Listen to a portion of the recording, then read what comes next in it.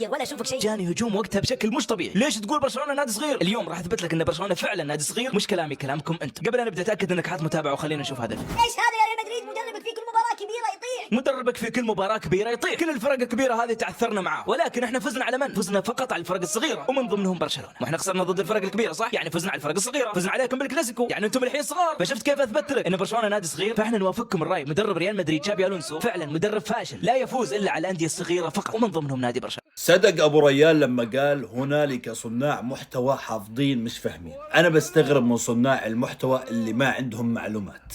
يعني انت ابو حضرم قاعد بتقول عن نادي برشلونه نادي صغير، وانه نادي ريال مدريد وتشابي الونسو اللي فاز علينا ب2-1 حقق انتصارات على الانديه الصغيره ومنهم نادي برشلونه. يعني نادي برشلونه صار نادي صغير بعد ما فزت عليه ب2-1. طب تعال خلينا نرجع شوي بالدواره لورا.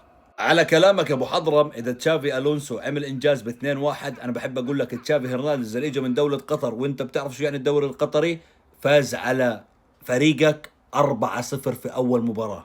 شو الاسماء اللي كانت معه؟ ديستو مينجيزا واداما تراوري وباميونج، والاسماء اللي مشي حالك وسلك حالك ب4 في عقر دارك. وما طلعش واحد برشلوني قال فزنا على النادي الصغير نادي ريال مدريد. مش بس هيك، شوفوا لي نتائج تشافي شو كان مسوي مع ريال مدريد اول ما استلم برشلونه، وقديش يا اخوان كانت النتائج اللي يجيبها على ريال مدريد اول ما استلم برشلونه. الصدمة اللي راح تصدمك يا عزيزي المشاهد وخاصة البرشلوني، انه تشافي لما اخذ الدوري واخذ السوبر ركز لي على النتائج اللي جابها في الدوري، كم من انتصار وكم من تعادل وكم من خسارة وكم من عدد النقاط، وشوف لي بالضبط هانز فليك كم من فوز وكم من خسارة وكم من تعادل وكم نقاط جايب في الدوري في الموسم الماضي.